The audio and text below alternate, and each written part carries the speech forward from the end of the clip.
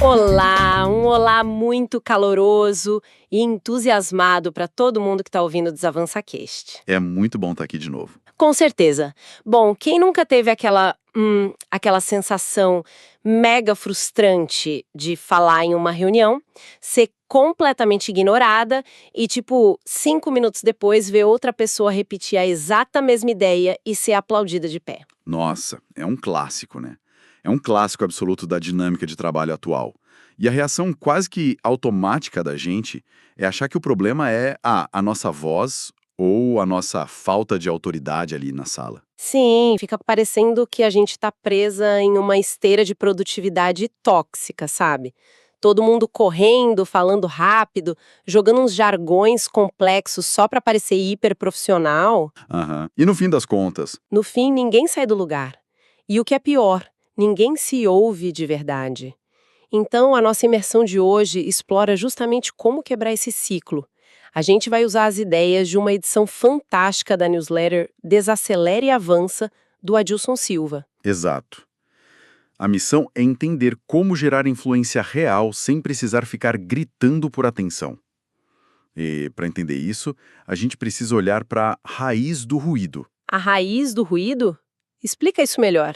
Então, a gente cresceu com aquela crença de que quem não é visto não é lembrado. Ah, sim. Aquela velha máxima corporativa. Pois é.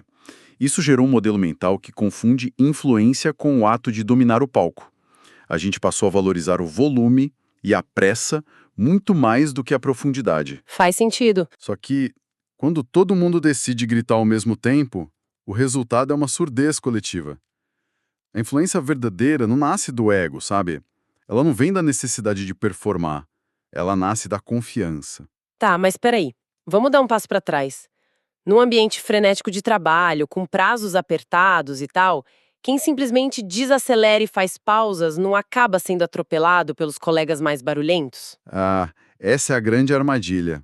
A gente presume que desacelerar é falar devagarzinho ou, adotar uma postura passiva. É o que parece, né? Mas a virada de chave é entender que desacelerar significa falar com intenção. A influência de impacto acontece muitas vezes no silêncio entre as palavras. A escutativa é pelo menos 50% da capacidade de influenciar alguém. Nossa, isso é forte. Isso quer dizer que, em vez de ficar formulando a resposta perfeita na cabeça enquanto o outro ainda está falando, o ideal é focar em escutar a verdadeira dor daquela pessoa. Precisamente. Quando a gente para de só aguardar a nossa vez de falar, a gente consegue entender de verdade a dor de quem está do outro lado da mesa. E aí a conversa muda de nível. Muda totalmente, porque com essa compreensão, a sua ideia deixa de ser um mero palpite e vira um remédio para aquela dor. É o que a gente chama de consistência imperfeita.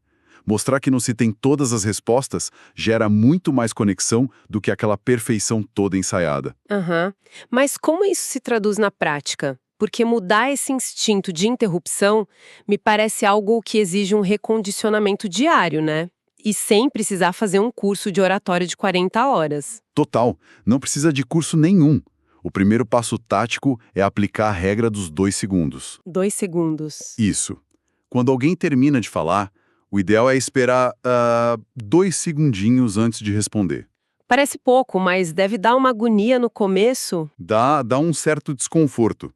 Mas isso não apenas demonstra que você processou a ideia do outro, como traz uma calma imediata para a conversa. Faz muito sentido. E imagino que esse pequeno respiro mental dê justamente o espaço necessário para a gente escolher melhor as palavras, em vez de já entrar rebatendo com o que acha certo. Exatamente.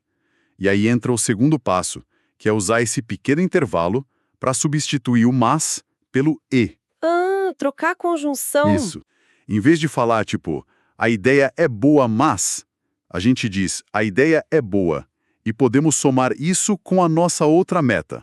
É uma palavra que valida a outra pessoa sem anular o seu ponto de vista. É como construir uma ponte em vez de um muro na conversa. Adorei isso. Perfeita analogia. E a terceira tática é sobre simplificar vocabulário. Menos inglês corporativo e mais clareza. Nossa, sim. Tem gente que usa cada termo técnico desnecessário só para impor respeito. O que só atrapalha. A regra de ouro é: se não dá para explicar um conceito para uma criança de 10 anos, é porque a ideia ainda não está madura. Simples e direto. E sobre aquele cenário inicial, sabe, da pessoa que foi ignorada na reunião? Como a liderança silenciosa atua nesse momento? Atua validando o invisível. Validando o invisível. Isso mesmo. É ter a atitude de intervir na hora e pontuar, tipo, gente, gostei muito do que fulano pontuou antes. Podemos voltar naquilo? Isso mostra a liderança por observação, por empatia, e não pelo volume da voz. Genial. No fim das contas, a comunicação é uma prática, não um dom mágico. Não precisa forçar uma extroversão que não está na nossa essência. A calma pode ser um superpoder. Com certeza, as pessoas tendem a seguir quem inspira confiança por meio da autenticidade.